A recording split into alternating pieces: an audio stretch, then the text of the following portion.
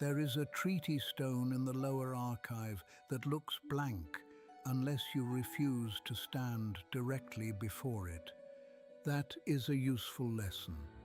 Apprentices approach it squarely, lantern lifted, confident that a monument to oath and boundary ought to present itself honestly. They see only a dull grey face, scarred by centuries of handling, and conclude that the inscription must have weathered away. Then I bid them move to one side, tilt the light. Do not demand disclosure as though truth were obliged to flatter posture. At once the letters rise from the polished depth in long, pale strokes, not painted, not carved deeply enough for crude fingers, but coaxed upward by angle, patience, and the quiet discipline of looking obliquely at what refuses to yield itself to frontal certainty. Most agreements are like that. So are most regions worth studying. A crown proclaims, a fortress warns, a road invites and threatens in the same gesture. But a treaty stone does something subtler and far more dangerous. It tells the living that land remembers terms, not sentiments. Terms. Who may pass, who may cut timber, who may settle, who is tolerated, who is protected, who will be answered with steel if convenience becomes appetite. Mortals prefer to romanticize such things after enough generations have died. They speak of friendship between peoples, mutual trust, a bright new dawn, and other lyrical intoxications. Yet the stone itself is usually stricter. It records limits. The wise love limits. Only the half-educated imagine that civilization begins when limits vanish. Welcome back to the Hidden Stacks. I am Irillian Cantonine, Belnorn Law Warden, steward of difficult continuities, curator of disputed inheritances, and old enemy of all maps that pretend a bargain was simple merely because later generations forgot the price. This is the Lich's Tale, a Faerûn Lorecast. We remain in our second season, Realms Between Ruins, the long age of kingdoms. In our first season, we traced the grand sweep of Faerûn from creation traditions and creator race arrogance through draconic and giant antiquity, the splendor and ruin of the elder elven world, the crown wars, the founding time, the rise and fall of empires, the dream of myth Drana, the wandering durability of factions, the time of troubles, the spell plague, and the battered breathing space after the second sundering. This season has asked a different question. Once the cataclysms had passed, once the elder orders had broken, once the great names of antiquity had become roads, shards, curses, libraries, tombs, and cautionary songs, who inherited the world? Who built upon ruins? Who mistook old bones for open ground? Last time, we stood beneath the dragon throne and examined Cormyr as disciplined monarchy. Not romantic kingship, but a forest kingdom whose endurance came from institutions stern enough to survive the failings of its own rulers. We studied the bargain among crown, noble, mage, soldier, and commoner. We saw how law, office, reputation, and habit can restrain the appetites that monarchy otherwise invites. Cormyr taught us that a realm may persist when it forces power into forms more durable than charisma. Tonight, we leave the throne room and walk east and north into a different political temperament entirely. No crown waits for us there. No single line of kings claims the whole landscape. No orderly central archive pretends to summarize the region in one seal. Instead, there are dales, small communities, cleared valleys, hard farmsteads, local customs, grudges that fit inside taverns and yet outlive generations. roads with very long memories, a forest whose surviving shadows are older than many nations, and one stone standing in the borderland between human settlement and elven claim. Near that stone, and because of what it represents, Dale reckoning begins. Near that stone, and because of what it permits and forbids, one begins to understand why the Dalelands are not weak little villages awaiting instruction from stronger realms. They are a political culture, anti-imperial, suspicious, local, self-respecting, often quarrelsome, sometimes cruel, and far more important than condescending cartographers have ever deserved to be. Beside them, below them, in every sense, the Dales folk delight in implying, rises Sembia, the land of merchants, where commerce learns to speak with the voice of sovereignty. If the Dales ask how a people may remain free in small communities, Sembia asks why small communities should remain small when roads, ledgers, warehouses, mercenary contracts, and credit can turn proximity into profit. The Dales remember pacts. Sembia remembers margins. The Dales love local obligation. Sembia loves circulation. Neither is simple. Both are durable. Between them lies one of the most revealing fault lines in Faerûn. That is our subject tonight. The Dalelands, Sembia, and what I call the Standing Stone World. This episode is brought to you by Dharma Web Solutions. If you need a site, system, or digital structure built with clarity, durability, and respect for the unromantic truth that maintenance is not what happens after the important work, but what proves the important work was sane to begin with, visit dharmawebsolutions.com. Build with people who understand that a successful structure must survive growth, revision, competing interests, and the unhelpful ingenuity of actual users. States, archives, and websites all fail most often where their builders assumed reality would be polite. Now then, let us begin as we ought, not with a kingdom, but with a stone. The standing stone of the Dalelands is not important because it is old, though it is old. Faerûn is full of old things, and age by itself proves little beyond survival. It is important because it marks a political settlement whose afterlife exceeded the intentions, the lifespans, and perhaps even the wisdom of those who first raised it.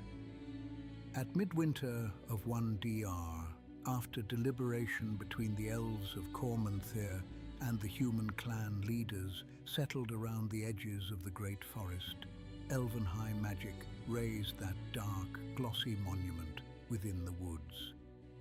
Its purpose was not ornamental. It commemorated and enforced the Dale's Compact, the understanding by which humans might settle the cleared lands around Cormanthor, while the forest itself remained under elven protection and claim. That distinction matters. Settling the cleared lands is not the same thing as owning whatever lies beyond one's ploughed strip. The compact, in essence, did not say, "Let there be friendship forever." Compacts rarely survive such poetry. It said something more precise. Humans of the Dales might live, farm, and build in the lands around the forest, so long as they did not willingly reduce the woods beyond agreed limits or invade the lands reserved to the Telkesir. This was less a merging than a controlled adjacency, a piece of edges, a contract between agricultural expansion and older sacred woodland sovereignty. You can hear the whole future region inside that arrangement, if you listen carefully enough. There is room for human settlement, but not for boundless settlement. There is room for local growth, but not for the assumption that all uncleared land is merely delayed farmland. There is room for practical coexistence, but not for forgetfulness about who lived there first, who still lives there, and under what terms the peace endures. In other words, the Standing Stone did not erase history. It forced later generations to inhabit it.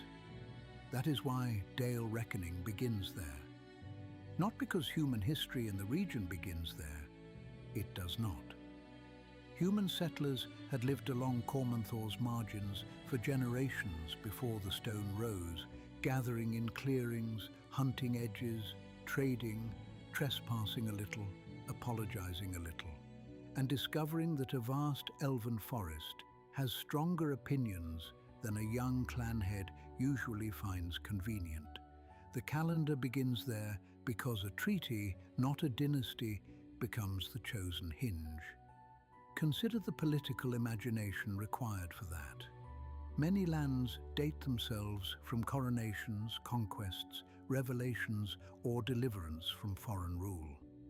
The Dales date themselves from an agreement about how to live beside someone else's surviving claim.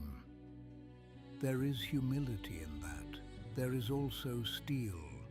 Do not mistake the compact for surrender. The early Dales folk were not delicate petitioners, wandering barefoot beneath elven boughs, asking permission to breathe. They were settlers at the forest edge in a dangerous world, surrounded by old ruins, prowling monsters, uncertain harvests, raiders, goblinkin, and the kind of roadless distance that makes every winter argument final. To secure recognized land under such conditions is not weakness. It is statecraft in a small and very practical register. The Dales folk accepted limits because limits made settlement possible. The elves accepted human presence because empty borders are invitations to worse neighbors. Civilization is often founded not by affection, but by correctly ranked fears. The Standing Stone world begins there, in the understanding that proximity requires terms, that land may be shared without becoming undifferentiated, and that a monument can be at once symbol, warning, legal marker, and calendar. It is moral architecture in stone. And unlike many moral architectures, it had to survive carts, boots, ambition, memory loss, and the near-pathological human habit of assuming that an agreement honored by grandfathers may be safely reinterpreted by grandsons with better axes. This is why I asked you to stand to one side to read the archive's treaty stone. A compact is rarely legible from the perspective of the later claimant who imagines only his own need. To understand such a thing, one must learn the angle from which prior rights appear. When northern adventurers, courtly scribes, or well-dressed merchants describe the Dalelands carelessly, they often make the same mistake in 3 different accents. They call the Dales rustic, as though rusticity were a synonym for political immaturity. They call them fragmented, as though refusing to submit to a central crown were merely a failure to complete one's education. And they call them weak, which is the usual term great powers apply to small neighbors who have survived repeated attempts to be made more manageable. The Dalelands are not a kingdom because the people of the Dales, taken broadly, have spent much of their history choosing not to become one. That is not a deficiency of development. It is a civilizational preference. Though like all preferences in history, it has limits, exceptions, betrayals, and expensive consequences. Geography instructs that preference. The Dales are not a single uniform plain. They are a cluster of valleys, riverlands, wooded folds, settled clearings, upland farms, and road-linked communities strung around the edges of Cormanthor and along routes that connect Cormyr, Sembia, the Moonsea, and lands beyond. A dale is already a political suggestion. It is land small enough to know by walking, bounded enough for people to imagine as theirs, fertile enough to defend, open enough to require neighbors, and vulnerable enough to distrust distant masters. Empires prefer abstractions. Dales produce faces. That distinction does more work than one might think. In a great centralized realm, law is often something transmitted outward. In a dale, law is more often something remembered locally, argued over in public, embodied by a lord, reeve, elder circle, village moot, militia captain, or custom so old that even the one abusing it feels obliged to pretend reverence while doing so. The Dales never lacked authority. They lacked enthusiasm for authority at scale. And because the region lies amid older claims, its localism was sharpened rather than softened by history. To the west and south lay Cormyr, eventually a growing monarchy with cavalry, nobility, and the habits of a real state. To the south and southeast rose Sembia, where mercantile coordination, urban wealth, and the protection of trade created a different kind of real state. To the east loomed the routes toward the Moonsea and all the sharper politics that ride hard roads into dangerous country.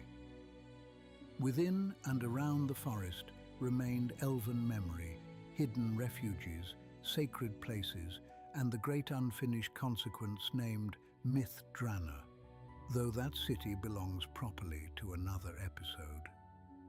Beneath the ground, in more places than surface folk preferred to discuss aloud, older tunnels, lost holdings, and deep threats made nonsense of any claim that the region's history was safely over. Thus the Dales grew in a ring of pressure, not isolated, never that. Interdependent, watched, coveted, and repeatedly forced to ask what might be preserved locally and what could only be preserved by cooperation. That is why the standing stone should not be imagined as a lonely marker in the woods, admired by sentimental travelers and ignored by serious politics. The region around it became one of the hinges of interior Faerûn. The Moonsea Ride crossed nearby, carrying traffic between the western heartlands and the harsher wealth of the east. Rautover's road would later run south toward Ordulin, tying the Dales ever more tightly to Sembian trade. The East Way and other roads pressed along the region's edges and through its vulnerable gaps. If you wish to understand why the Dales matter, do not ask first what armies they field.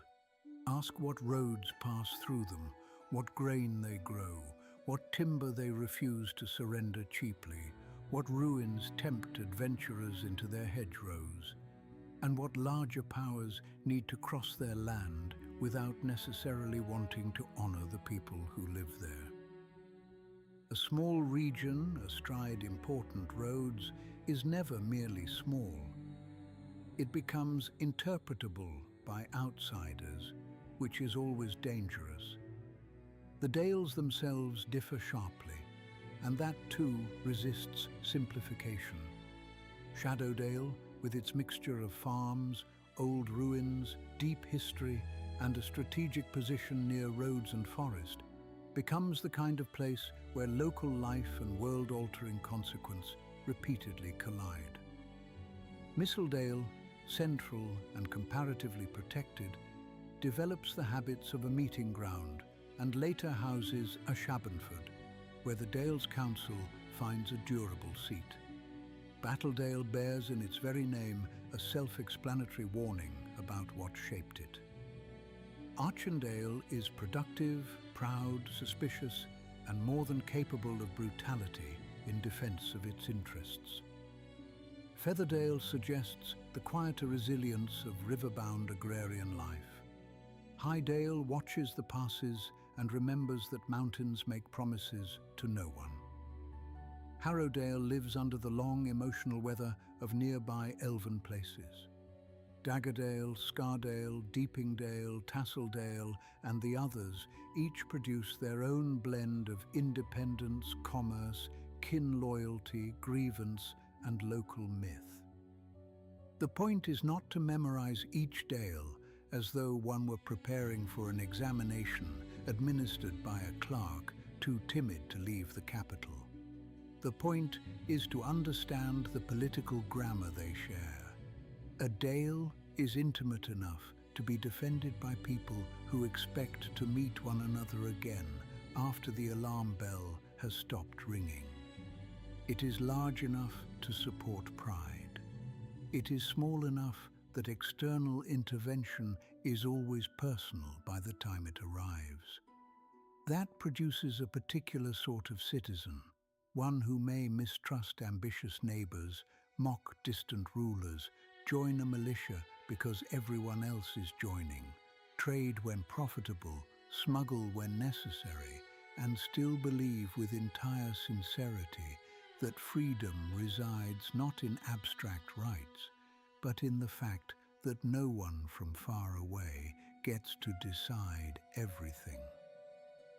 This is why the Dalelands have so often felt immediately legible to adventurers, not because they are simple, but because they are scaled to consequence.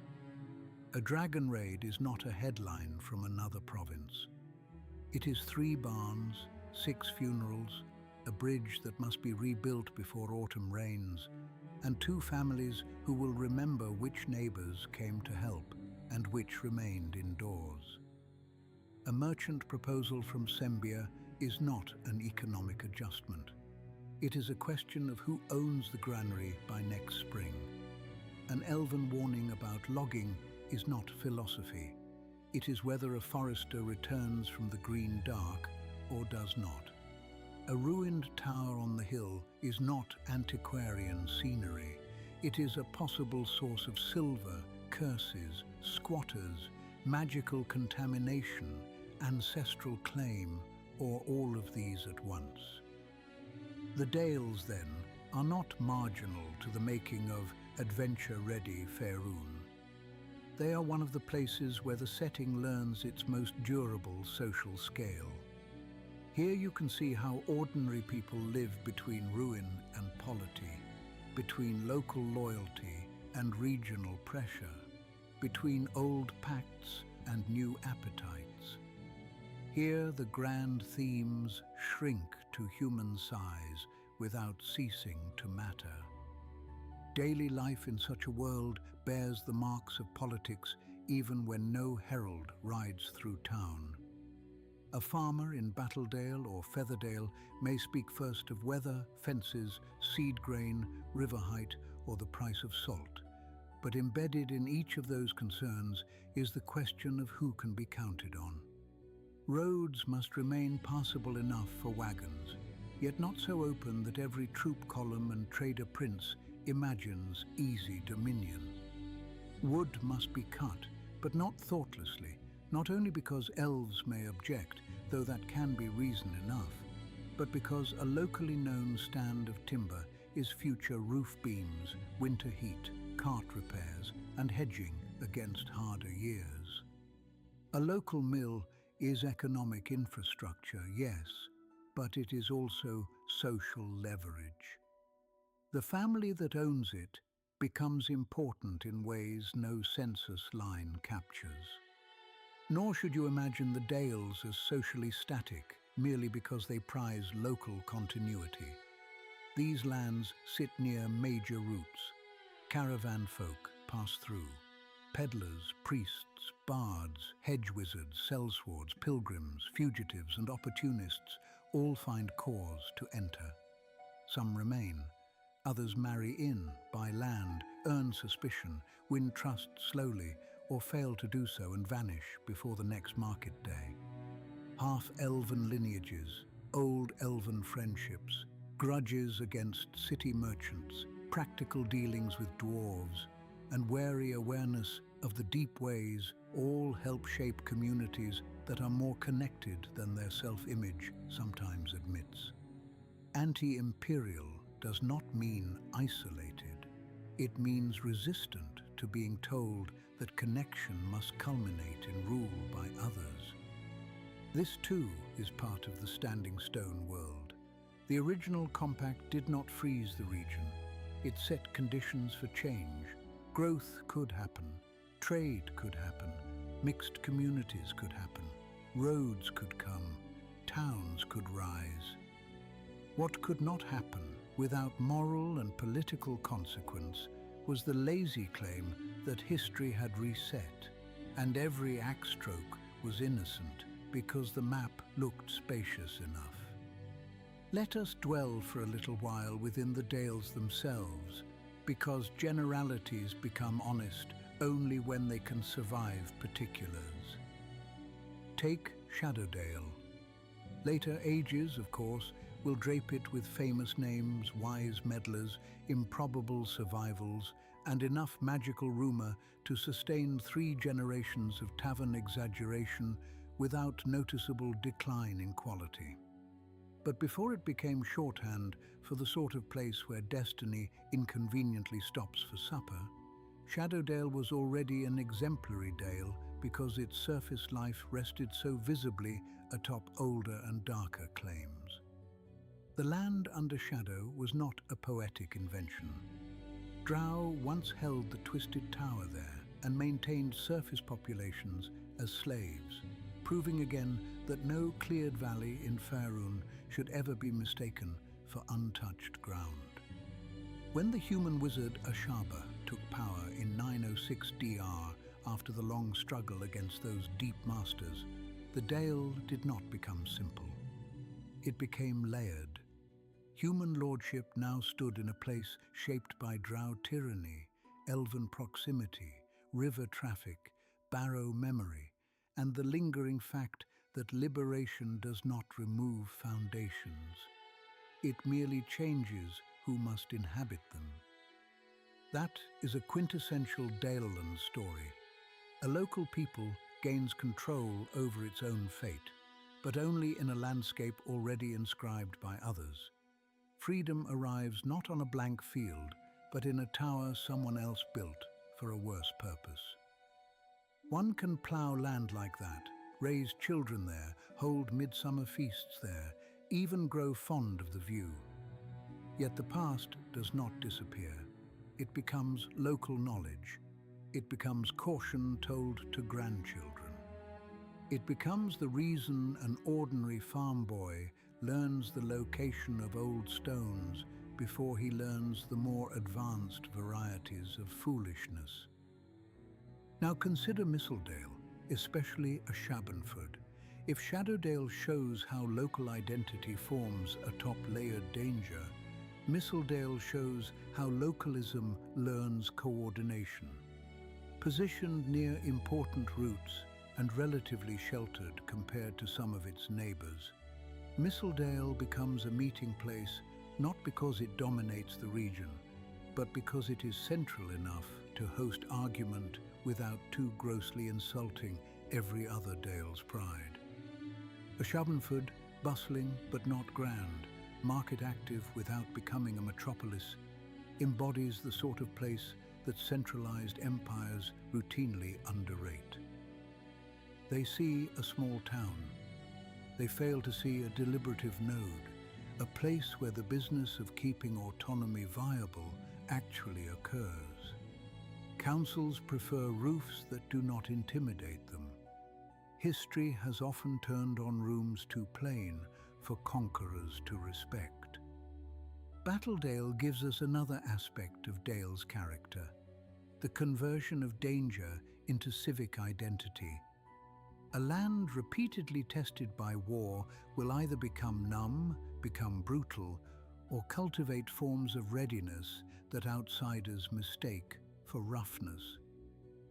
Battledale, in much of its remembered self-image, prefers the third description while occasionally drifting into the second.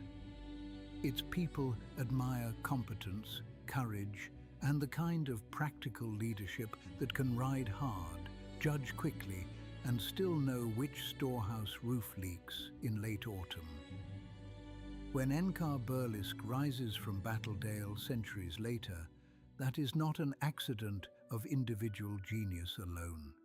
He emerges from a culture that already respects the idea that leadership must be proven in the field before it is acclaimed at the feast.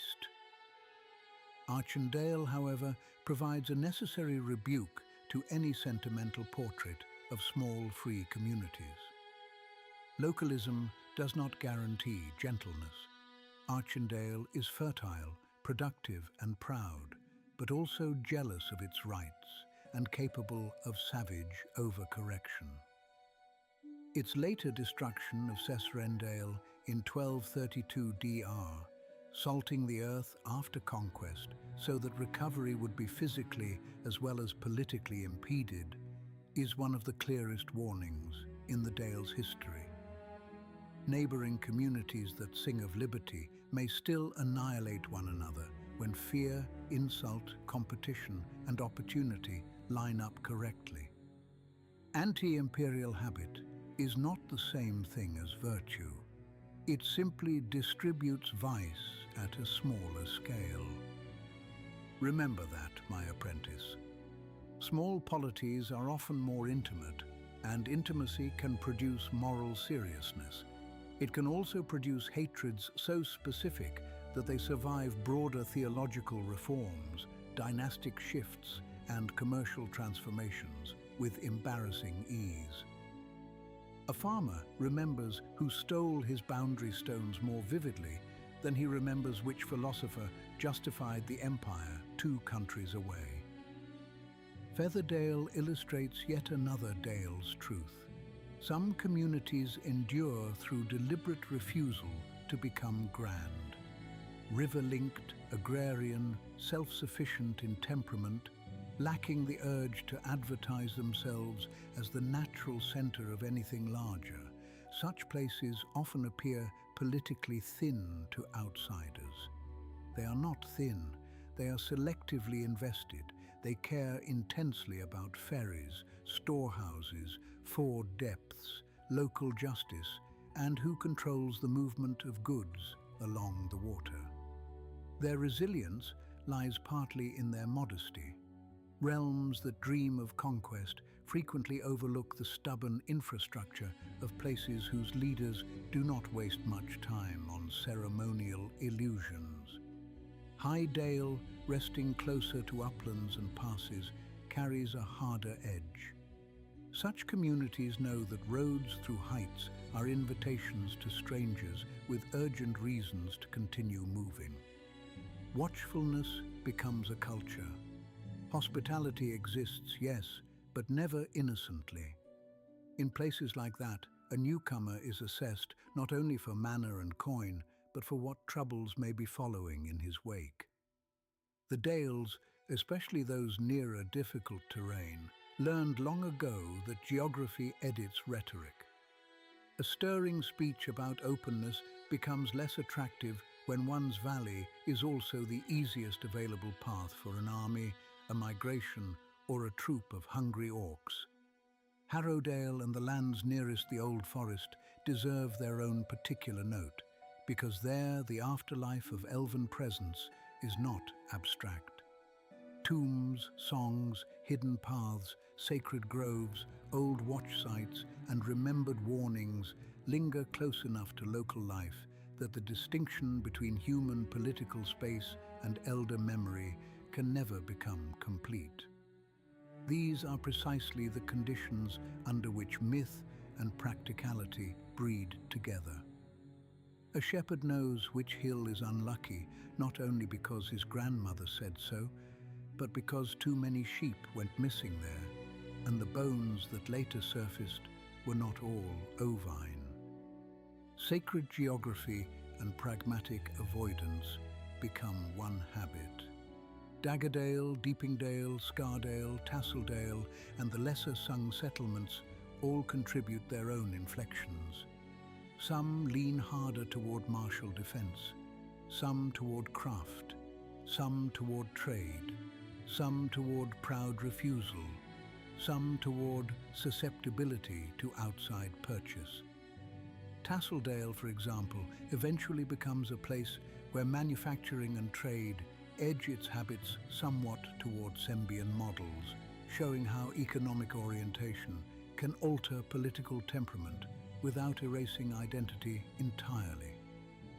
Scardale demonstrates how local authority may be seized and swollen into something harsher, more centralized, more covetous of neighbors.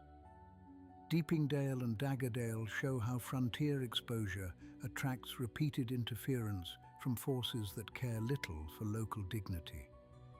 No two dales are identical, but each is comprehensible as a community shaped by bounded land, local memory, and constant negotiation with powers beyond itself.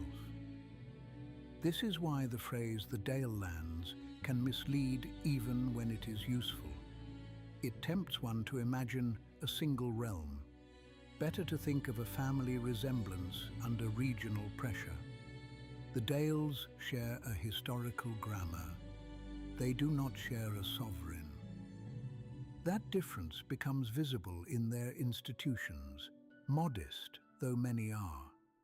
A Dale may be ruled by a lord, administered by a council, guided by powerful families, or structured around a blend of elected or consent-based local offices. Militia service is common not because militarism is loved for its own sake, but because outsourcing defense to distant powers is an invitation to later regret. Local riders, wardens, foresters, reeves, and watch captains matter. So do priests, because temples in small communities are not only houses of devotion, but storehouses of trust, rumor, mediation, and occasionally grain. The shrine that blesses births may also hold emergency funds, witness contracts, and serve as neutral ground when two families would rather not bring knives into the discussion too early. Education likewise wears a different face in the Dales than in great cities. Formal academies matter less than remembered practice. Children learn fieldcraft, kin histories, road lore, the names of nearby ruins, who to avoid after dark, which merchants cheat by weight, where the elves used to pass, which barrow was opened once and should never be opened again, and why old stones by the forest edge must not be mocked, even if no warden appears to be watching. This is not ignorance. It is curriculum adjusted to landscape. And yet, because the Dales live near so many roots, they are never wholly inward. A girl from Mistledale may know more of caravan schedules and Sembian cloth grades than a noble from some interior barony. A cooper in Featherdale may gossip intelligently about river tolls in towns he has never visited. A lord in Battledale may have fought beside sellswords from Sembia, Cormyr, or the Dragon Reach, distrust them all equally, and still hire them if winter stores allow. This blend of local rootedness and practical outward awareness gives the region much of its peculiar flavor. The Dales are parochial in the honorable sense. They know their parish, and therefore know exactly how foreign ambitions touch it. It also explains why they can never quite be reduced to rustic innocence. Smuggling happens, opportunism happens. Rival Dales sabotage one another's claims. Hunters poach too near forbidden woods. Merchant interests buy influence. Priests meddle. Adventurers return from a ruin with artifacts better left unmoved, and suddenly the local inn becomes a diplomatic problem. Where roads cross older pacts, innocence is a short-lived luxury. Still, the moral center of Dale's identity remains local freedom under remembered limits. It is not the freedom of endless expansion. It is the freedom to live, farm, worship, trade, judge, and defend one's own bounded place without being absorbed into someone else's elegant abstraction. That ideal is flawed, partial, and often betrayed. But it is real enough that generations have fought for it, died for it, and perhaps most revealingly, sat through long councils about it when dying was not yet strictly necessary. One cannot understand that endurance without turning now to Encar-Burlisk. Encar-Burlisk is one of those figures lesser historians either overpraise or underread. The overpraisers make him a simple hero of unity, as though the Dalelands had spent centuries yearning for a king and merely awaited the correct jawline. The underreaders treat him as an aberration, an ambitious warlord whose brief success tells us nothing about the region's deeper character. Both errors spring from impatience. Encar matters precisely because he was plausible in the Dales and yet could not permanently transform them. Raised in Battledale and, according to later traditions, fostered and educated in part by elves, Encar learned the mixed curriculum the region rewards. Local loyalty, military practicality, woodland knowledge, and an understanding that legitimacy in such lands is earned through visible usefulness rather than inherited ceremonial distance. He fought with the mailed mantle, returned to find corruption and disorder preying upon his home, cleared out thieves and malign influences, and was acclaimed lord. So far, entirely Dales-like. A community under pressure lifts up the capable. But in 1038 DR, Encar did what many local heroes eventually dream of, and most should resist. He attempted to unify the Dales under one rule, taking the title of the Mantled King. Now, before we judge too quickly, let us grant the argument its force. The Dales faced pressures that made confederation seem insufficient. Their prosperity attracted predators. Their divisions made coordinated defense difficult. A charismatic leader with military skill, broad reputation, and a following of proven companions might well look less like a usurper than like overdue efficiency.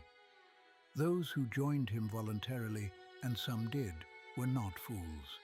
They were responding to a real structural problem. The question was not whether the Dales needed cooperation. Of course they did. The question was whether cooperation required kingship.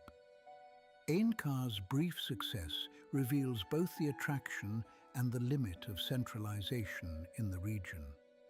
He could persuade, conquer, or compel a great many Dales to follow him because he embodied traits the Dales respect: competence, courage, proximity, personal renown, and a promise that unity would be practical rather than distant. Yet the very features that made him acceptable also made his project fragile. It was too personal, too bound to the man, his companions, his momentum, his victories. Once he died in 1044 DR, slain through treachery and sorcerous malice at a feast that should have been safe, the united structure did not hold. This is not merely because successors were lacking, though that matters. It is because the Dales had no deep appetite for turning emergency leadership into permanent hierarchy. They wanted security. They did not necessarily want a court. So after Encar came the Dales Council. That institutional choice is the true political revelation. The council, meeting at midwinter and drawing delegates from the constituent Dales, does something extremely Dales-like. It creates a mechanism for regional coordination without forcing the participants to become a single realm. Trade routes, foreign relations, mutual defense, disputes among neighboring communities, common threats. These may all be discussed collectively, but the Dales remain themselves. No single throne digests them. The council is confederal, argumentative, sometimes exasperatingly slow, and therefore well-suited to people who would rather endure delay than surrender autonomy. This is the sort of institution grand empires laugh at until they discover, too late, that it is annoyingly difficult to conquer a region whose people are accustomed to cooperating selectively without requiring uniformity. Councils generate frustration, yes. They also generate habits of consultation, lateral diplomacy, and resilience after leadership loss. Decapitate a monarchy, and you may gain succession chaos. Decapitate a confederation, and you discover, to your irritation, that several dozen local authorities were already quite practiced at continuing without a center. Notice how closely this parallels the Standing Stone's original logic. The Dales Compact did not erase separate claims, it formalized coexistence among them. The Dales Council does not erase separate Dales, it formalizes collective response among them. Again and again, the region solves the problem of scale without fully surrendering to singular rule. That is why I call the Dales an anti-imperial habit, not anti-order, not anti-politics, anti-digestion. Of course, councils have their vices. They can be paralyzed by pride. They can fail to act when unity is most needed. Delegates can be bought, delayed, or outmaneuvered. Strong Dales may dominate weaker ones informally while still performing the ritual of equality.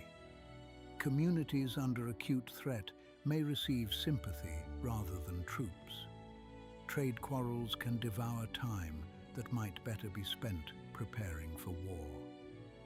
Local grudges cross the threshold with the delegates and sit beside the wine. There is a reason empires prefer chains of command to councils of the proudly unconvinced. And yet, when one compares the Dales Council to the courts of many larger realms, one sees certain advantages. Council delegates must answer to people who know where they live. Their lies travel shorter distances. Their failures become visible in the next season's tolls, shortages, or dead kin.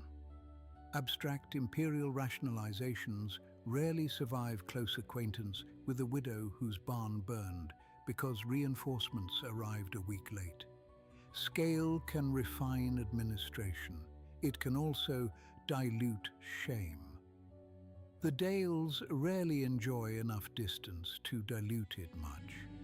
There is, too, a philosophical point here that later realms' history repeatedly confirms. Communities trained in local self-rule are messy, but they produce citizens capable of initiative when central authority falters. This is why the Dales so often become fertile ground for adventurers, militias, secret alliances, and later factions that prefer to work through trusted locals rather than public legions. Where people are used to waiting for the capital, crises become tombs. Where people are used to acting, crises become stories. Sometimes tragedies as well, but stories at least remain available. Enkar's afterlife in Dale's memory is therefore instructive. He is admired, often rightly. He symbolizes courage, competence, and a vision of collective strength. Yet he does not become the sainted founder of a monarchy that later generations ache to restore. Instead, he becomes a measured warning. Unity is possible. Kingship is possible. But if unity depends too much on one man's force of character, then the Dales will revert to their older logic the moment that force is removed. Better perhaps to build councils than crowns. Do you see now why the standing stone matters beyond its own era? It established a regional habit of thinking politically through agreements among bounded communities and older powers. The Dales Compact is not the same institution as the Dales Council, but it teaches the same discipline. Live beside difference, preserve autonomy, coordinate when necessary, and write the limits down in forms durable enough that future impatience must at least exert itself to violate them. Sembia, as you might imagine, reads that entire arrangement with mixed admiration and undisguised impatience. Sembia is one of the finest examples in Faerûn of a people discovering that coin, if concentrated and protected properly, can imitate many of the functions of nobility while avoiding some of its pageantry. That sentence will irritate both merchant princes and nobles, which is always a promising sign. Unlike the Dales, which root identity in local settlement and negotiated autonomy, Sembia roots identity in circulation. Goods must move, money must move, contracts must move. Information about markets, caravans, tariffs, grain forecasts, road conditions, harbour fees, guild rivalries, and political instability in neighbouring realms must move. A land that lives by movement comes to think politically in a different rhythm. Delay is not merely inconvenience, it is lost margin. Borders are not only lines of defence, they are conditions of transit. Roads are not just military assets, they are veins. A ruler is useful insofar as he keeps commerce possible and predictable. The beginnings of Sembia reflect this. The region's major urban foundations trace back to Chondathan colonial ventures in the 4th century DR, when settlements like Chonselgaunt and Chondathan, later Selgaunt and Saerloon, took shape as outposts of a broader mercantile and maritime culture extending from the south. Already one sees an important distinction from the Dales. These are cities first, not valleys first. They are nodes built to connect, extract, exchange, and grow outward through trade. Their founders do not begin by clearing fields under an adjacent forest pact. They begin by tying roots together and cultivating wealth. Yet, Sembia does not simply remain a colonial appendage. Around 884 DR, in the aftermath of the Battle of the Singing Arrows, the Sembian colonies gain independence from distant Condath. That battle deserves careful attention. It arose from heavy logging in Cormanthor and brought Sembian forces, reinforced by Condathan mercenaries, into direct conflict with the elves of the forest. The result was an elven victory. You may think this would teach lasting humility. It taught, instead, something more useful and more dangerous. Sembia learned that conflict with older powers must be measured not only in military terms, but in terms of access, leverage, and timing. If one cannot simply batter a forest into economic compliance, one may need to route around its resistance, negotiate, threaten selectively, or turn roads themselves into arguments. Enter Rauthauvir the Raven. Rauthauvir is important not because he invented commerce. Sembia hardly required a singular genius to discover profit. He matters because he gave merchant energy durable political form. In 913 DR, he gathered a standing army, secured the roads, organized the fledgling territory, and established a governmental structure led by a merchants' council that elected an overmaster for fixed terms. That is a remarkable innovation in Faerûn, or at least a remarkable stabilization of existing tendencies. Here, sovereignty is neither the property of a sacred bloodline nor the openly admitted possession of a single tyrant. It is brokered among the wealthy and operationalized through institutions built to keep trade flowing. A cynic would call this oligarchy with good roads. The cynic would not be entirely wrong, but cynical summaries often miss why systems endure. Merchant rule in Sembia was not mere greed scribbled into law. It answered real needs. Trade requires predictable contracts, caravan protection, road maintenance, docks, customs, market arbitration, coinage, and some confidence that one's partners will not be casually dispossessed by a duke who had wine and remembered his cavalry. Sembia offered that confidence, never perfectly, but often enough to generate wealth at scale. Wealth at scale then reinforced the system that made it possible. This is how merchant states become self-justifying. Now compare that to the Dales. In a Dale, a prosperous mill owner may gain influence. In Sembia, influence is expected to grow until it becomes governance. In a Dale, local custom may restrain economic appetite because land, kin, and memory remain close. In Sembia, proximity itself is monetized. Routes connect cities, cities finance roads, roads attract caravans, caravans enrich houses, houses influence councils. Councils favor arrangements that keep movement profitable, and the resulting wealth funds further security. It is a neat loop. Too neat, perhaps. Systems that elegant tend to forget that not all human value can be priced without long-term political corrosion. Still, let us not caricature. Sembia is not merely a villainous counting house stretched across a map. It possesses civic sophistication. Selgaunt, Saarloon, Ordulin, Jaun, Dalelands, Urmlaspir, and the other cities of the realm each develop their own character, guild structures, patron networks, and forms of urban pride. Markets there are not simply dens of avarice. They are places where law, craft, credit, shipping, information, and social mobility intersect. Temples flourish because commerce wants gods. Inns hum with rumor precisely because rumor has exchange value.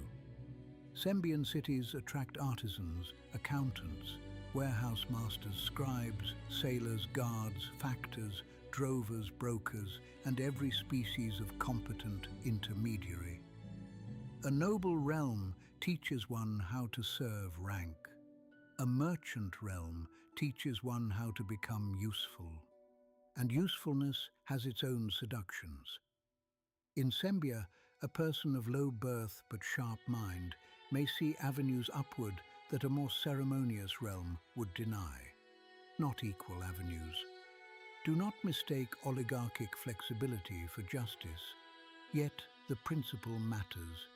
If coin can do the work of pedigree, then families and firms will organize themselves around accumulation, reputation, and strategic marriage in patterns quite different from feudal inheritance. Children are trained not merely in manners, but in valuation. Warehouses become instruments of policy. Shipping schedules matter as much as heraldry. One begins to see why Sembia's version of power can feel both modern and faintly unnerving, beside the Dale's slower, land-bound habits. Daily life in Sembia reflects this velocity. In the cities, conversation moves naturally between prices and politics because the distinction is not always meaningful. A blocked road is economic loss. A tariff revision is a moral outrage if one owns caravans, and a patriotic necessity if one profits from the revision. Young people learn figures, contracts, commodity flows, and the reputations of houses the way noble heirs elsewhere memorize genealogies. Clerks matter. So do guards. So do harbour masters, caravan captains, waymasters, warehouse keykeepers, and all the grim little artisans of predictability without whom no merchant republic survives a season. Even religion acquires a transactional shading in some quarters. Not irreligious, mind you, but keenly attentive to which gods bless fortune, beauty, luck, love, secrecy, contracts, and the persuasive smoothing of inconvenient obstacles. Outside the cities, Sembia is no less political. Roads are patrolled because trade depends on confidence. Farmland feeds urban markets and caravan trains. River traffic matters, timber matters. River crossings, inns, relay points, and way stations all matter. The hinterland is never merely rural, it is infrastructural. A farmer close to a major route lives not at the edge of the system, but within its intake. His harvest will be priced with distant markets in mind. His labor may enrich houses he will never meet. His sons may leave to serve as guards, drovers, or clerks. His daughters may marry into trade families or be drawn into urban service. Movement alters expectation. This is why Sembia can seem, to neighboring dalesfolk, simultaneously admirable and alarming. Admirable because wealth, variety, and opportunity genuinely exist there. Alarming because every local thing in a merchant imagination begins to look convertible. Forest becomes timber volume. River becomes transport corridor. Village becomes supply point. Friendly local notable becomes prospective partner. Independent dale becomes undeveloped market. Commerce trying to become destiny. That is Sembia in one phrase. Yet do not think the Sembites necessarily experience themselves as predatory. Many would say, with considerable sincerity, that they are simply practical. Why should a road remain muddy if investment can stone it?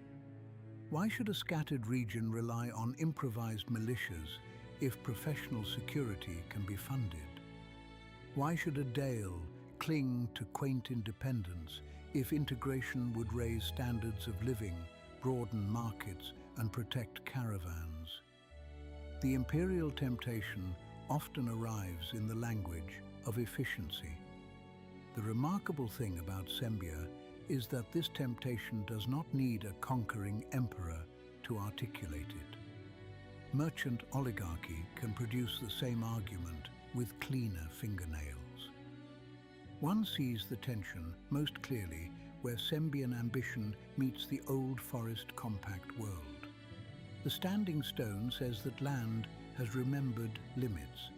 Sembia replies that limits may perhaps be renegotiated if the roads are profitable enough. The Dales say that freedom resides in local consent. Sembia replies that consent may be gently purchased, incentivized, indebted, or rendered unnecessary by economic dependence. Neither position is wholly insane. That is what makes the border so historically productive. And because Sembia is not stupid, it rarely insists on naked conquest when subtler methods will do.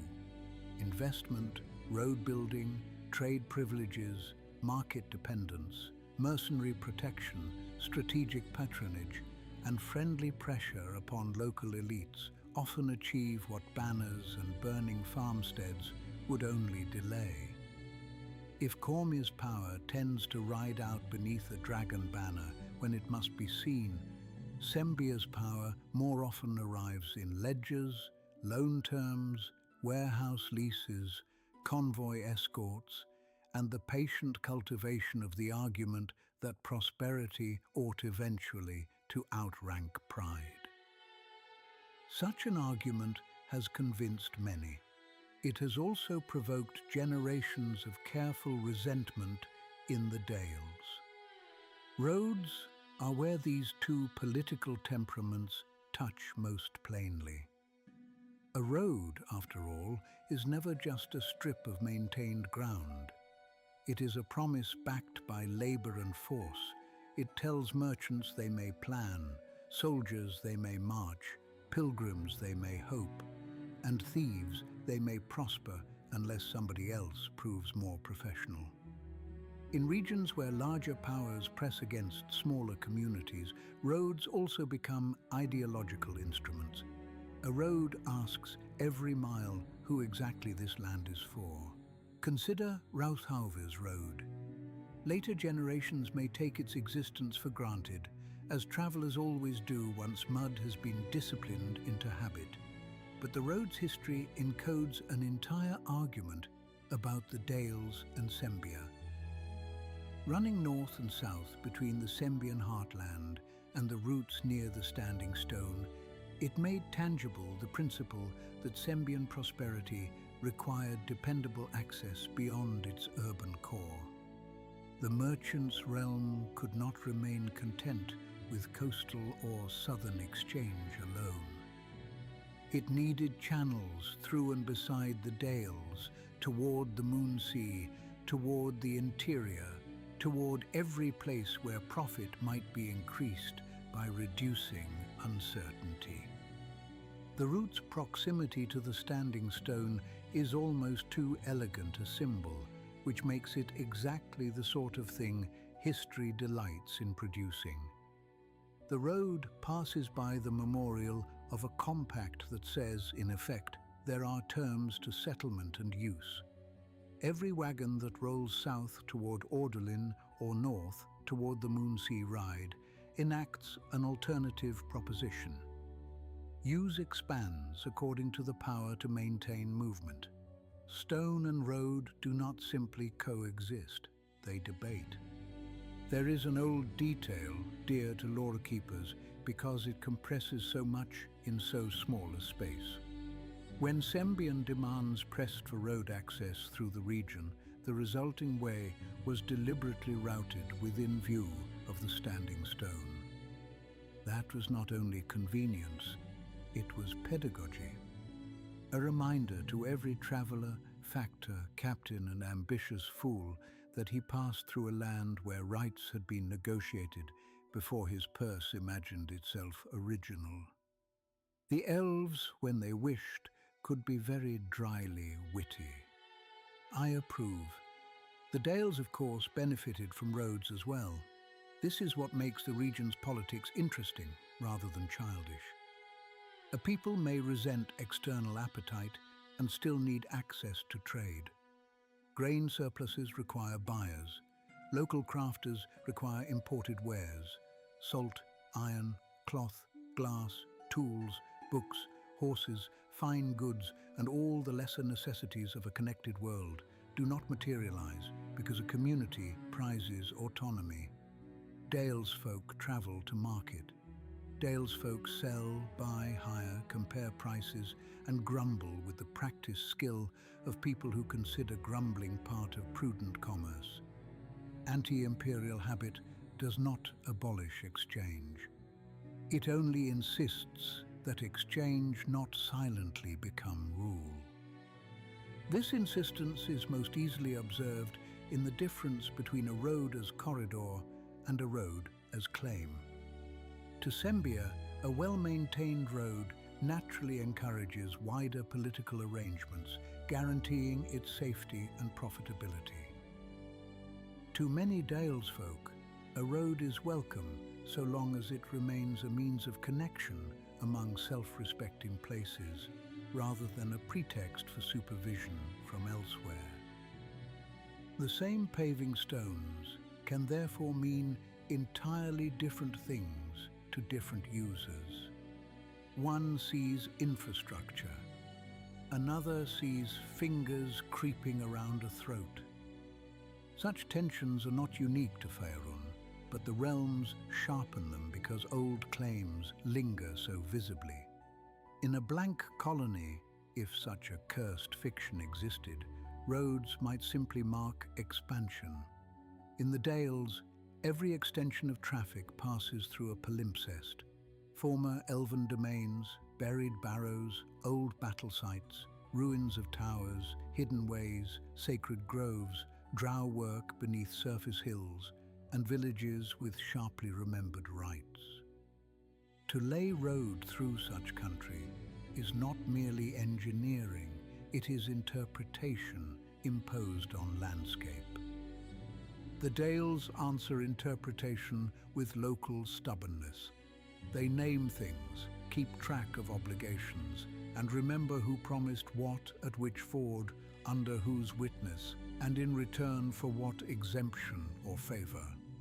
Outsiders frequently underestimate how politically sophisticated such memory can be because it is rarely housed in an elegant bureaucracy. A village headman with no formal schooling may nonetheless grasp with lethal clarity how a proposed toll revision will alter the balance of influence between his dale, a neighboring market town, and a Sembian merchant house 3 weeks' travel away. Practical intelligence in the Dales is often strategic intelligence wearing muddy boots. Sembia, for its part, replies with specialization. Where local memory is strong, it sends trained negotiators. Where a route is insecure, it finances escorts. Where a dale resists annexation, it increases dependence. Where a local elite can be turned, it offers partnerships rather than chains. This is not always sinister. Trade genuinely can stabilize. Professional guard service genuinely can reduce banditry. Better roads genuinely can save lives in winter.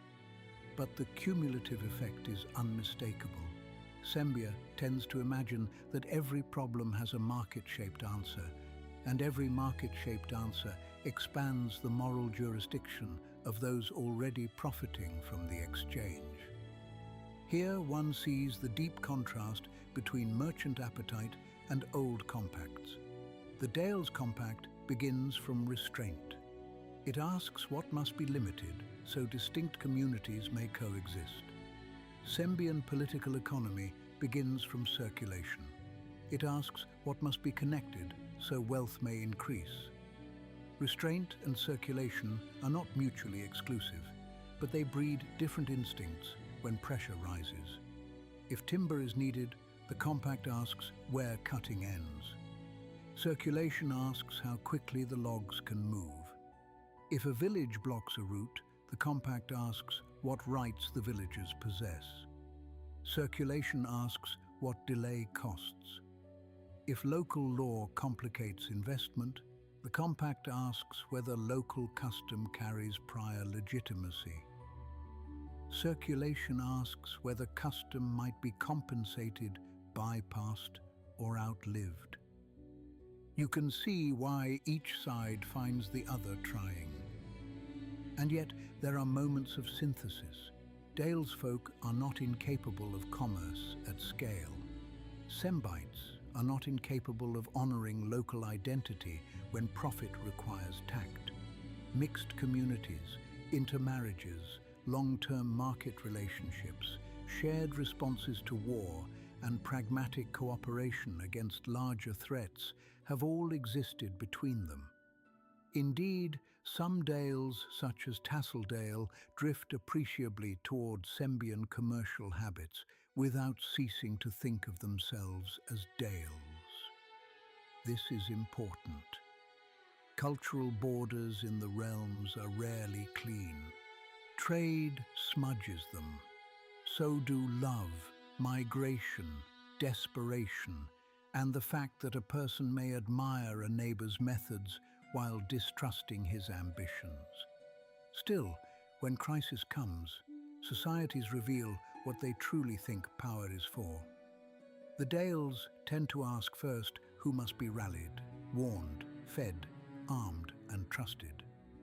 Sembia tends to ask how the lines of movement may be preserved, who can be hired, and what arrangement will restore functionality with minimal sentimental expense. One is not nobler by nature, but they produce different moral weather. And moral weather shapes history as surely as climate shapes timber. Because the Dales begin, in calendar terms, With a compact made beside an elven forest, their politics cannot be understood without attention to elven afterlife in the region.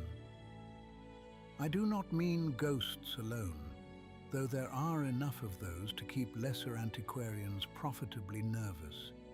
I mean the surviving presence of elven lore, sacred geography, and historical memory in lands increasingly inhabited by humans who must decide, generation after generation, how much of that older order remains morally binding once elven numbers diminish, withdraw, or concentrate in protected enclaves.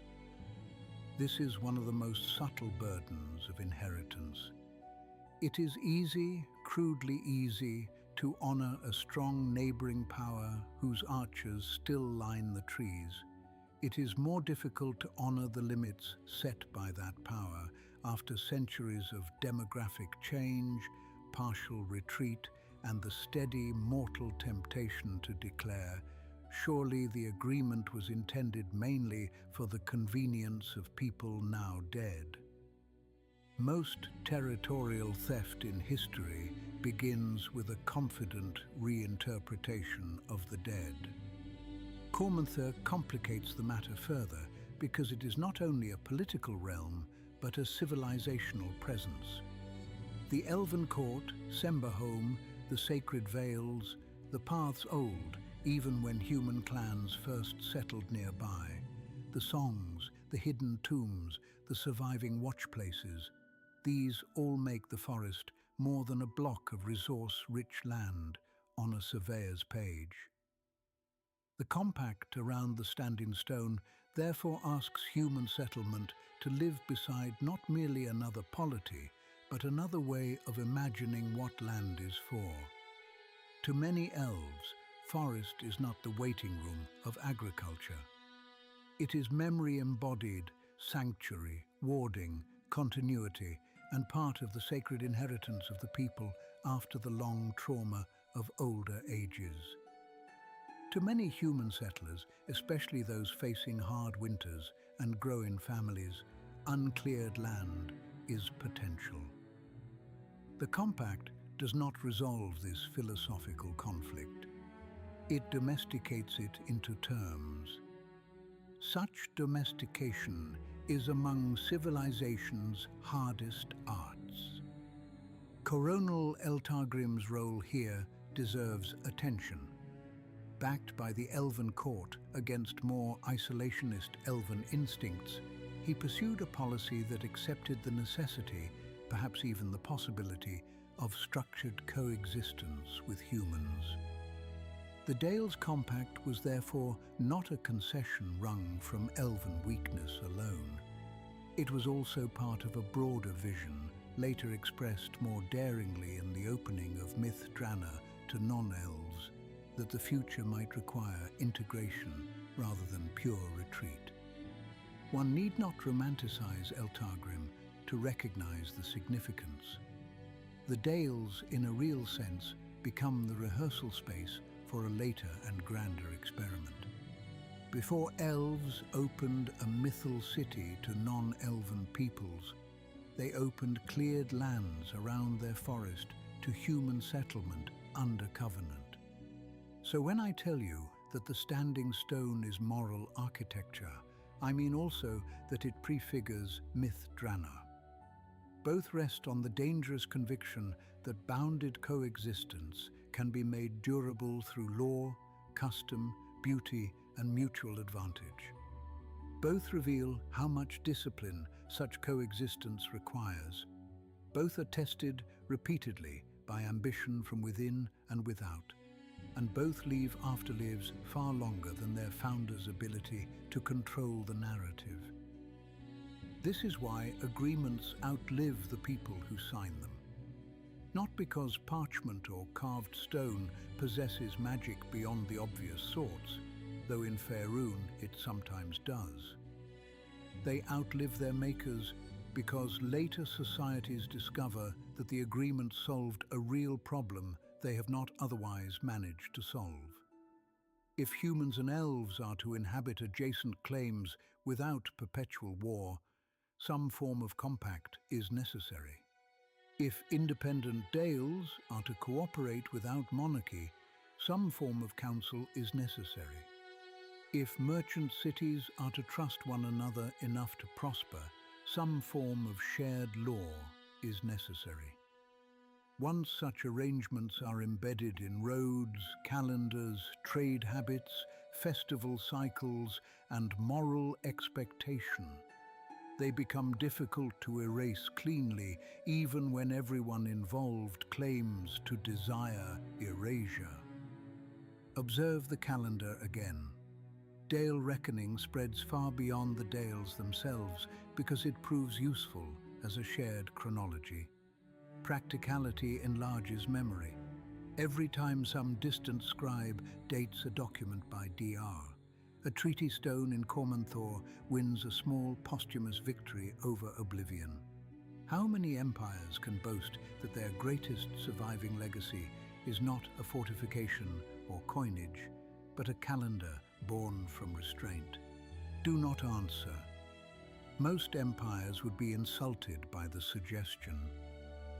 Yet the Dale's elven inheritance is no simple tale of continued harmony. As the centuries pass, elven strength contracts, redistributes, or focuses elsewhere. Human settlement expands, Sembia grows, Cormia rises, trade thickens, the forest's political capacity changes. Under such conditions, the temptation to treat old compacts as venerable but negotiable becomes nearly irresistible. Some humans ignore limits carelessly. Some challenge them deliberately. Some persuade themselves that because the surviving elves no longer patrol every boundary, the moral substance of the agreement has faded. Elves, meanwhile, are hardly uniform. Some cling fiercely to older strictures, some accommodate, some withdraw. Some attempt the larger dream of shared cities. Some later, in bitterness or exhaustion, prefer distance to compromise. The Standing Stone world is therefore never static. It is a theatre of renegotiated inheritance. Songs reveal this as clearly as charters do. There are old melodies about the Standing Stone, later adapted into common tongues, preserved in part through human and half-elven artistry. That matters. A compact survives more deeply when it becomes singable. Not because music makes people virtuous, I regret to report, but because song carries emotional memory into communities too busy to study archival inscriptions. When a market woman hums a tune about the Standing Stone, she participates in the preservation of a frontier ethic, whether or not she has read its original runes. Culture, not only law, keeps agreements alive. It also distorts them. A sung memory softens edges, omits clauses, and replaces bounded terms with mood. This is why law wardens exist. Someone must remember that a pact praising peace also forbade certain actions under serious consequence. Someone must remember that coexistence required self-limitation, not merely warm feeling.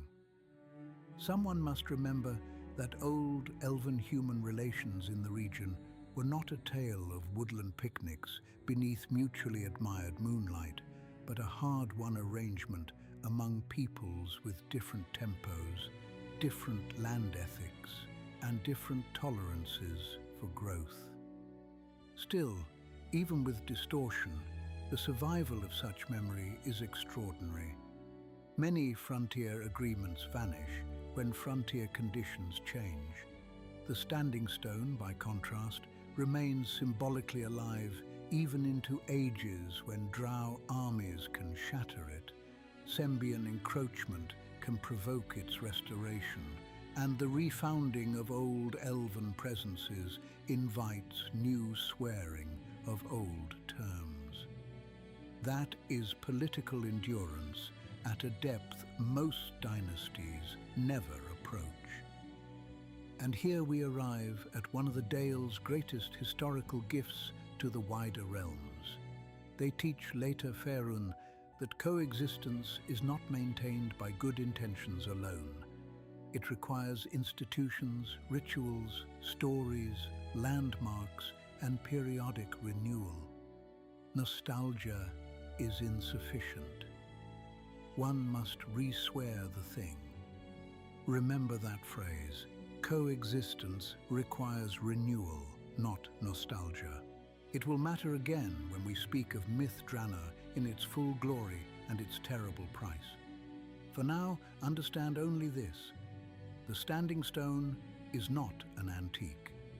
It is an argument, renewed across centuries, about whether neighbors can remain distinct without becoming enemies and connected without becoming consumed.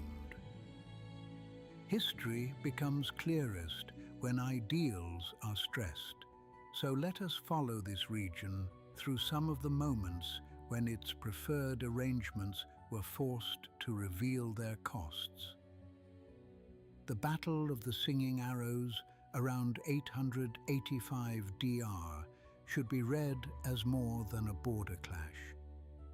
On its face, it concerned logging in Cormanthor and the attempt by Sembian interests, supported by Condothan mercenaries, to push resource extraction further into lands the elves did not concede.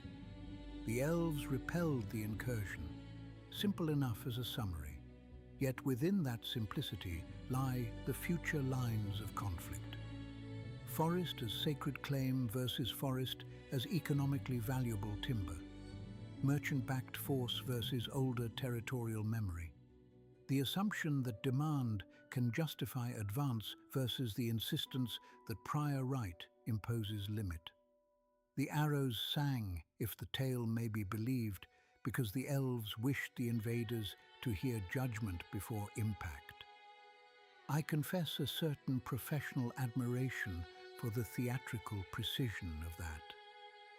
What matters most is not merely that Sembia lost the encounter. It is that Sembia survived the lesson by changing method. A realm governed by merchants is not humiliated out of appetite so easily. It recalculates. If direct pressure against old woodland sovereignty proves expensive, then roads, treaties, commercial dependencies, and later political opportunities may serve better. Thus, the battle did not end the argument. It educated it. We have already seen one local answer to pressure in Enkar-Belisk's brief kingship and the later Dale's council. But the region kept producing variations on the same problem. How much unity is required to preserve freedom? How much centralization, once accepted, begins to resemble the very threat from which defense was sought? The Dales never found a permanent final answer, because there is none. They found only habits of partial solution. Scardale offers one of the harsher examples. There, local authority and martial ambition swell into a more aggressive political project under rulers who imagine that the Dales ought to be united by force, prestige, or strategic necessity. The details change across generations, but the pattern recurs often enough to be instructive. A Dale under strong leadership, feeling pressure from outside and contempt for weaker neighbors, begins to think like a state rather than a locality. It discovers the pleasure of command. It learns how quickly protective rhetoric can shade into domination. This is not a uniquely Scardale sin. It is the standing temptation of every frontier people that becomes just successful enough to imagine itself misunderstood greatness. The Dale's own political culture contains a defense against this temptation. Suspicion of grand claims. Suspicion of leaders who enjoy being obeyed across distances too large for ordinary correction. suspicion of programs promising security in exchange for powers unlikely ever to be returned. Such suspicion can be exasperating, and it has undoubtedly cost lives when needed coordination came too slowly. Yet compared with the alternatives visible elsewhere in Faerûn, one hesitates to mock it too loudly. Archendale's conquest of Sessrendale in 1232 DR reveals another edge of local politics under stress. This was not some distant imperial army crushing an unresisting province. It was neighbor upon neighbor, proximity weaponized, competition and fear hardened into annihilation. The destruction was so complete that the land became known thereafter as the Dead Dale. Salted earth is a particularly eloquent kind of hatred. It says not only "you shall lose," but "you shall cease to tempt even memory back into cultivation." There is no use romanticizing that. The Dales preserve freedom, yes, but they can also enact devastation with the intimate thoroughness only neighbors truly understand. Why dwell on such ugliness? Because it proves the region's localism is real. A false local freedom would evaporate at the first profitable excuse. The Dales' version endures partly because people care enough about their own land and customs to commit terrible deeds over them. This is not praise, it is diagnosis. Political culture is measured not only by what it nobly claims, but by what it will sin to protect. Now bring Sembia back into view. A merchant state observing such fragmentation sees both hazard and opportunity. Hazard because unstable neighbors disrupt trade. Opportunity because unstable neighbors can be drawn into dependency. Over time, especially as Sembian wealth deepens and regional connectivity grows, the realm becomes increasingly adept at exercising power without always declaring conquest. Loans, trade imbalances, strategic patronage, support for favorable local elites, mercenaries hired as protectors but retained as influence, investment in transport nodes, and the quiet assumption that prosperity authorizes supervision.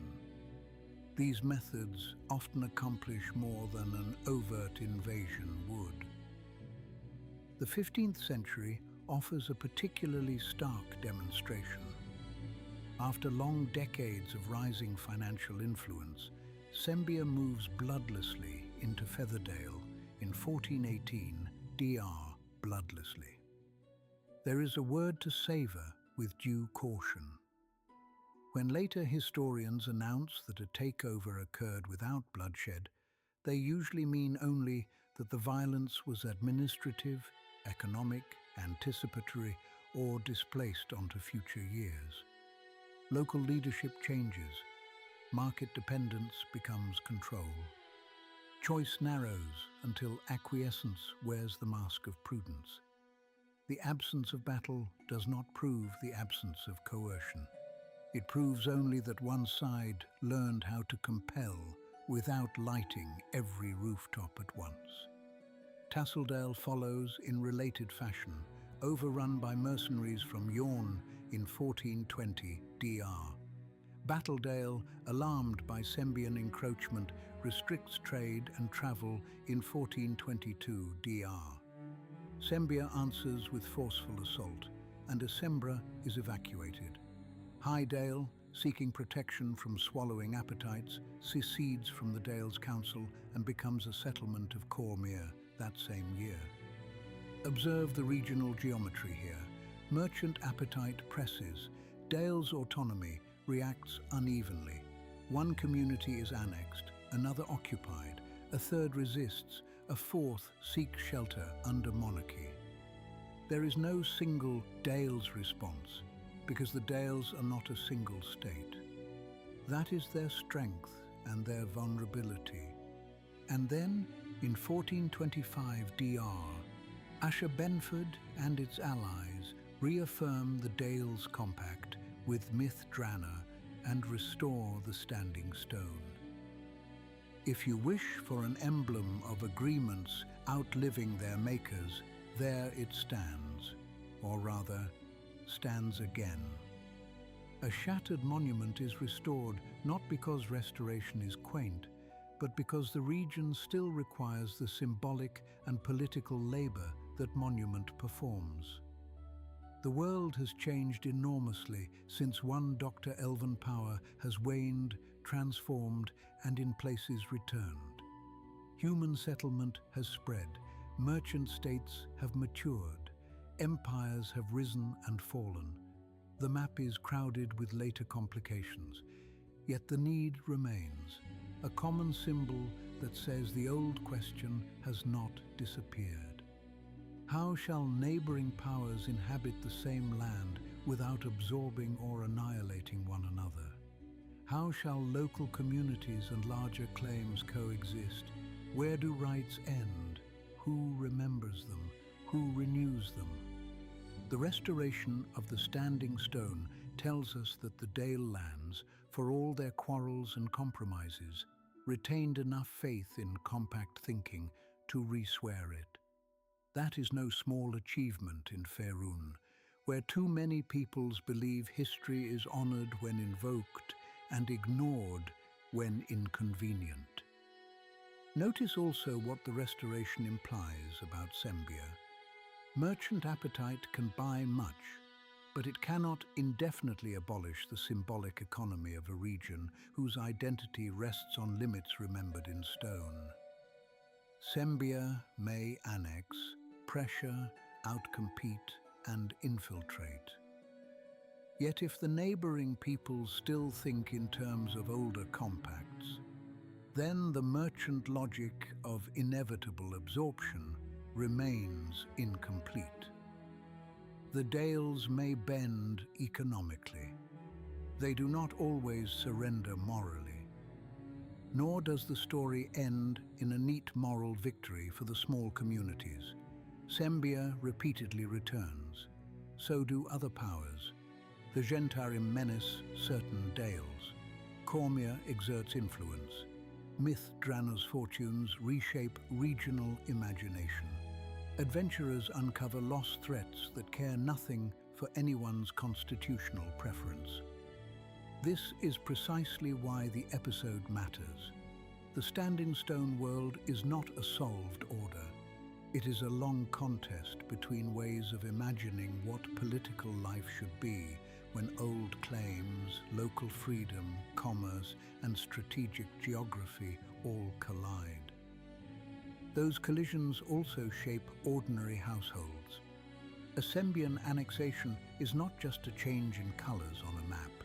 It alters tolls, taxes, market access, legal recourse, and whose language of authority now settles disputes. A restored compact is not just a ceremony. It affects who dares cut which grove, how caravans route around sacred land, what militias train for, what songs parents still teach children, and whether local leaders imagine themselves as custodians or transitional managers awaiting purchase. Political philosophy becomes bread price, timber right, burial custom, and road patrol schedule. That is always where real history lives. And if you want a final measure of the Dale's importance, consider this. Realms across Faerûn have often been ruled, conquered, recolonized, renamed, and politically reformatted without leaving behind a distinctive moral vocabulary. The Dalelands did leave one: standing stone, compact, council, Dale rights, forest limits, local freedom. These are not merely terms, they are habits of mind. They shape action long after their originating circumstances have frayed. A people that still thinks in those terms is not yet conquered, no matter how many contracts are signed above its head. At this point, you may reasonably ask, and an intelligent apprentice ought to, what this regional struggle actually felt like to those not seated in councils, merchant halls, or lordly chambers? An excellent question. History becomes vain when it attends only to institutions and neglects the hands that must live beneath them. Imagine first a Dale's household in a prosperous but watchful year. The spring planting has gone in well enough. The local road to market is passable, though one bridge wants repair before autumn. A cousin serves with the Dale's riders. A neighbour's son has hired on with a caravan bound south. News comes in layered ways. A peddler's gossip from Sembia, a priest's warning about tensions near the forest, the testimony of teamsters who passed the standing stone, perhaps a rumour from Dale about what the council may debate at midwinter. Politics is not distant spectacle. It arrives as forecast.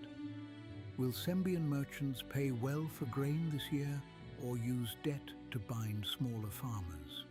Will a nearby lord allow additional logging? Have elves or their allies been seen watching the old boundaries more sharply than usual? Is a neighbouring dale likely to honour a mutual aid call if raids worsen? Has some fool opened an old cairn? Notice how even ordinary anxiety in such a household remains entangled with inherited arrangements. The farmer may not discourse about the Dale's compact in elegant terms, yet when he decides whether to cut deeper into a particular woodlot, he moves within its afterlife. When he judges a Sembian offer to improve a local storehouse in exchange for preferred access, he evaluates not merely profit, but autonomy. When he sends a daughter to market in a Schadenfurt, he trusts a road system sustained by regional cooperation, even if he curses the council for talking too much and riding too little. Freedom here is practical. It means that decisions affecting one's life are made by people near enough to be petitioned, praised, cursed, or resisted. That nearness carries burdens. Local elites can be petty. Custom can become suffocating. Everyone knows too much about everyone else. A stranger may be eyed as problem before person. Innovation enters under suspicion. A poor family may find local charity warm, but local memory unforgiving. Yet the same density of knowledge that constrains also protects. A widow is less likely to vanish unnoticed into bureaucratic irrelevance when half the village knows who owes her dead husband workdays. A missing child is sought by people who know the paths. A predatory outsider cannot easily hide behind formal rank if the community refuses to accept that rank as final truth. Now imagine a Sembian household of middling urban success. The texture changes at once. The family lives amid schedules, invoices, guild obligations, market cycles, and the ambient hum of opportunity. Youngsters learn arithmetic not as ornament, but as weapon and shield. The father or mother may work for a house rather than a lord, or own a share in some venture too small for history books and large enough to determine whether winter feels prosperous or humiliating. Conversation at table concerns cargo arrivals, contract disputes, road security, shipping delays on the Dragon Reach, rumours from Faerûn or Selgaunt, a cousin's marriage into a more advantageous partnership, or the alarming behaviour of a caravan guard captain whose drinking has begun to jeopardise an entire season's arrangements. Security here feels different, less personal perhaps, but more systemic. One depends on courts, councils, guild contacts, lenders, factors, and professional guards, rather than mostly on kin and neighbours. That can be liberating. It can also be cold. Social mobility exists, but it is rarely free of debt. Reputation may rise faster than in more static societies, but it can crash with equal speed. The ambitious thrive, the slow are outpaced. The scrupulous survive best when they learn which scruples are marketable. Sembian life rewards competence, foresight, adaptability, and the ability to smile at someone one is simultaneously undercutting. Do not mishear me. I am not saying Sembites are uniquely duplicitous any more than Dale's folk are uniquely pure. I am saying their institutions cultivate different reflexes. In a Dale's village, status tends to cling to land, lineage, visible service, and remembered conduct. In Sembia, status adheres more readily to liquidity, connections, success in exchange, and the capacity to keep value moving. These are not absolute opposites. Plenty of Dale's folk love coin, and plenty of Sembites cherish home. But the weighting differs. Different worlds reward different virtues and sins. This is why intermarriage, migration and commerce between the Dales and Sembia can be so productive and so tense. A Sembian who settles in a Dale may bring useful skills, accounting, wider contacts, better access to markets, notions about warehousing or caravan scheduling that genuinely improve local prosperity. He may also bring assumptions that local land exists to be optimized, that communal hesitation is inefficiency, that ancient restrictions are negotiable if the compensation is fair enough. A Dalesfolk family doing regular business in Sembia may discover the advantages of scale, the pleasures of urban variety, the thrill of profit wider than local harvests, and the unsettling temptation to value neighbors according to creditworthiness rather than fellowship. Border regions always generate hybrids. They are more interesting than ideologues like to admit. The standing stone world therefore produces a great many people who speak more than one political language. A Battledale horse breeder may sneer at Sembian softness and still prefer Sembian silver. A Sembian factor may dismiss Dale's rusticity and still rely on Dale's escorts who know every fold of the road. A half-elven family near Cormanthor may feel the old compact in their bones, while also understanding that trade caravans now feed the same communities the pact was meant to protect. A local priest may bless contracts in the morning, arbitrate logging boundaries at noon, and hear confession at dusk from someone who has already decided to cheat the very boundary under dispute. This multilingual political life is one reason the region generates so many significant wanderers, troubleshooters, and later adventuring bands. Where local autonomy, old ruins, trade wealth, and overlapping jurisdictions meet, there is endless demand for individuals willing to operate between systems. Someone must recover the relic a merchant house cannot publicly pursue. Someone must escort the caravan through lands where official troops would offend.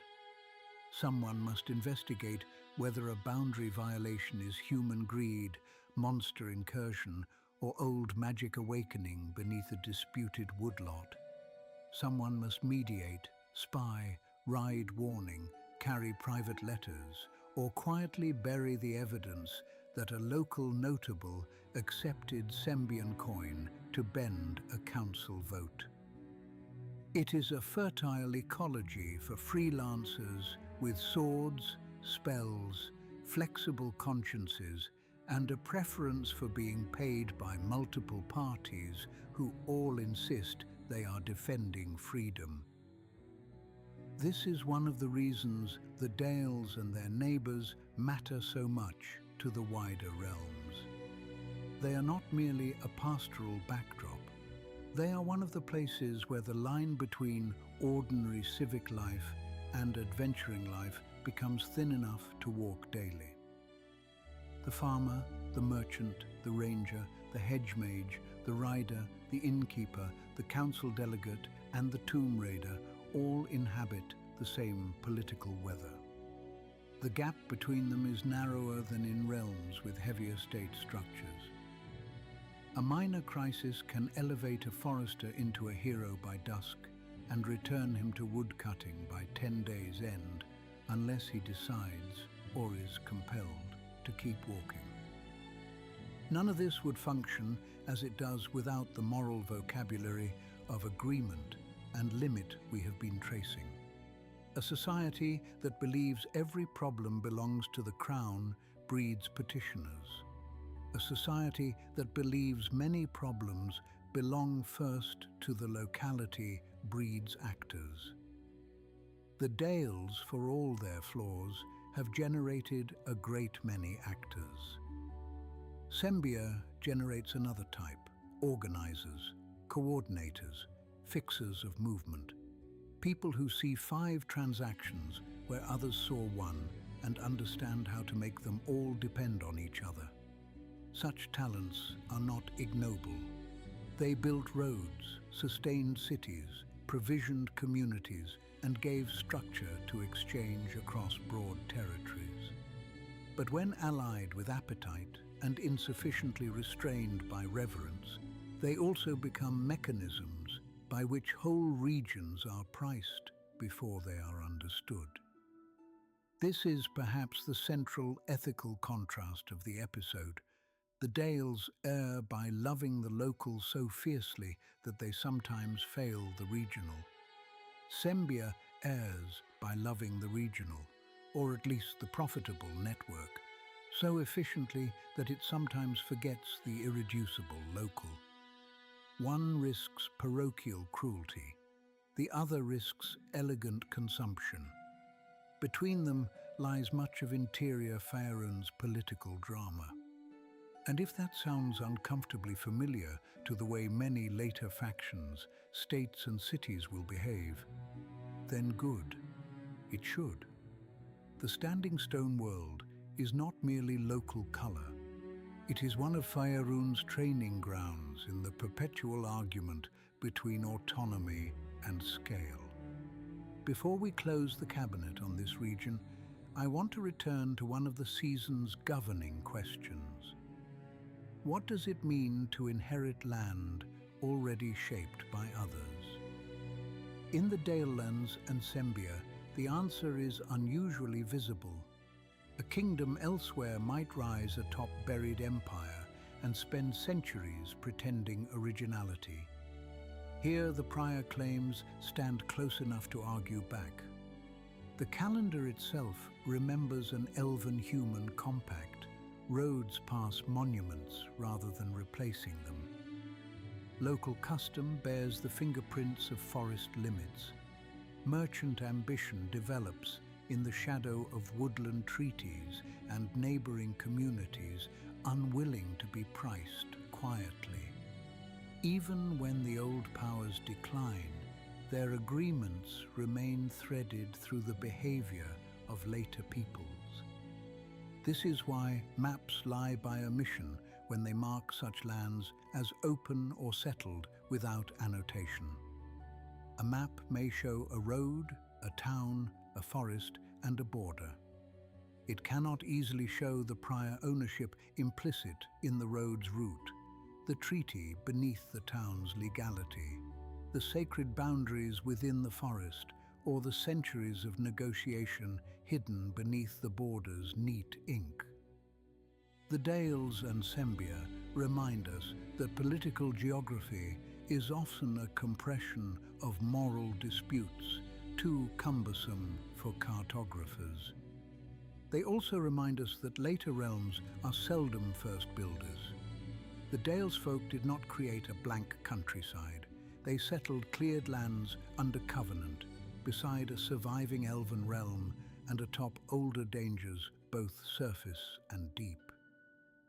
Sembia did not rise from virgin ground. It emerged from colonial beginnings, inherited roots, exploited adjacent settlements, and built its sophistication through increasingly organized control of movement across a region already dense with claims. Both are heirs, both are scavengers in the civilizational sense. Both transform what they inherit. Neither begins innocent. And yet, inheritance does not reduce their achievements. That is another simplification I will not permit. To say that the Dales are second occupants in some respects is not to say they are false. Communities made in negotiation with the past can still become fully real. To say Sembia built atop prior networks is not to say its institutions were trivial. Merchant oligarchy of that durability is a genuine political invention. However, one judges its ethics. Inheritance is not fraud. It is the normal condition of civilization. The real question is whether heirs acknowledge what they received, what they damaged, what they preserved, and what terms they now owe to those beside them. On that question, the Dales and Sembia diverge sharply enough to remain instructive. The Standing Stone world says, remember the terms, honor the bounds, renew the compact. The merchant world says, maintain the flow, secure the roots, renegotiate the bounds when profitable. One begins in reverence, chastened by necessity. The other begins in necessity, rationalized by confidence. Neither philosophy can wholly defeat the other because both answer real needs. People need bounded belonging. They also need exchange. They need memory. They also need growth. They need local dignity. They also need systems larger than the village. Interior Faerûn lives in the strain among these truths. This is why I called the episode The Dalelands, Sembia, and the Standing Stone World, rather than simply the Dales and their rich neighbors. The stone is the key. It tells us that the heart of the region is not one polity or one economy, but an argument over what forms of limit make shared life possible. Remove the stone, symbolically, morally, or literally, and the argument does not vanish. It merely loses its most honest witness. Such witnesses matter. In ages to come, many a realm, faction, and wandering company will pass through these lands and assume they understand them.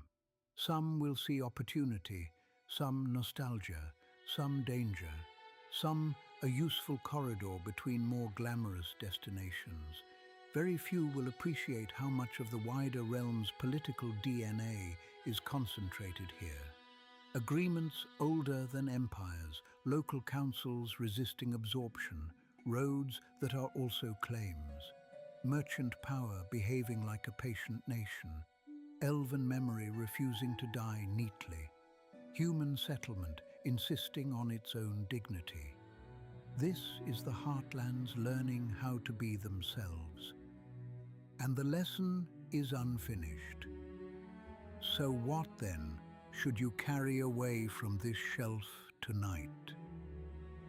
Perhaps first this: small communities are not politically simple merely because they are small. The Dalelands are not an underdeveloped kingdom. They are a deliberate alternative to kingdom-making, born from hard settlement, old pacts, dangerous borders, and a repeated preference for councils, compacts, and local rights over the seductions of enduring central rule. Second, merchant republics are not politically thin merely because they speak in prices. Sembia is no accidental bazaar that happened to spread across a map. It is a serious state form built from roads, houses, councils, armed protection, legal predictability, and the discipline of exchange. Its danger lies partly in its competence. Realms that turn wealth into administration and administration into appetite are always among the most durable neighbors one can have and among the hardest to resist cleanly. Third, agreements outlive their makers when they solve problems later generations still have. The standing stone survives in calendar, song, ritual and restoration because the problem it addresses never vanished. How do distinct peoples live side by side without either sentimentalizing difference or trying to digest it? How do local communities remain free without becoming helpless? How does trade enrich without quietly converting every relationship into leverage? There are no final answers. There are only arrangements more or less honest about the costs. And perhaps if the hour has made you thoughtful enough to deserve one more burden, carry this as well. Civilization in Faerûn is rarely born from pure beginnings. It is negotiated in inherited spaces. The Dales folk cleared lands already bounded by elven memory. Sembia built its power through colonial legacies, roads, adjacent markets, and the constant reinterpretation of existing routes. Every later claimant walked onto a stage partly set by the dead. The decent question is not whether we can escape inheritance. We cannot. The decent question is whether we inherit with humility or with appetite. The Dales and Sembia answer differently. That is why this region matters. And that, my apprentice, is why the standing stone should never be shelved among curiosities. It belongs among constitutions. Ask yourselves, before the candles gutter and the city above grows noisy with tomorrow's commerce, when does local freedom become noble resilience, and when does it harden into provincial vanity? When does trade become fruitful connection, and when does it become a solvent poured over every older loyalty until only price remains? When an agreement has outlived the hands that first swore it, what do the living owe to its terms? Renewal, revision, honest burial. And if a people forgets the compact beneath its own calendar, at what point has conquest already occurred without armies ever needing to arrive? Next time we move northeast to a harder country and a colder political grammar. We go to the Moonsea. There the frontier does not produce councils and standing stones so readily. It produces walls, mercenaries, strongmen, suspicious harbors, ruined wealth, and the terrible practicality of places that become rich before they become safe. If the Dales teach us how local freedom bargains with neighboring appetite, the Moonsea will teach us what happens when fear, opportunity, and violence build cities with iron in their civic bloodstream. Come prepared for sharper winds and fewer illusions. The archive at taleofthelich.com remains open, shelves in order, timelines maintained, and the dust, within reason, managed according to standards more exacting than those observed by most mortal institutions, and certainly by every empire we have discussed tonight. The website is live. Merch is coming soon. I continue to regard the prospect of treaty stones, merchant oligarchies, and elven boundary ethics appearing upon garments and drinking vessels with a mixture of bafflement and resignation. Yet if such objects carry one old question into one new conversation, I shall concede their utility. History has often needed ridiculous conveyances in order to survive. This episode was brought to you by Dharma Web Solutions. For clear, durable, maintainable web design and development, visit dharmawebsolutions.com. If you require structures that can hold together under growth, layered permissions, competing priorities, revisions demanded at poor hours by people who should have thought earlier, and the ordinary strain of reality using what it asks to have built, choose builders who understand that upkeep is not separate from design. It is design extended through time. The same, you may have noticed, is true of roads, councils, trade networks, and peace. Until then, keep your candles trimmed, your contracts legible, your local loyalties warm but unsentimental, and your admiration guarded whenever anyone assures you that prosperity and freedom are naturally the same thing. I am Aurelian Cantonine. This has been the Lich's Tale. And remember, ruin is not the same as forgetting. Forgetting begins when the road is remembered, but the compact beside it is not. When the market town thrives, but the older boundary that made settlement possible is treated as decorative legend. When local freedom is invoked without the burdens that sustained it. And when a people still dates its days from a treaty stone, yet no longer asks what terms were once carved there, or why their descendants might still need them.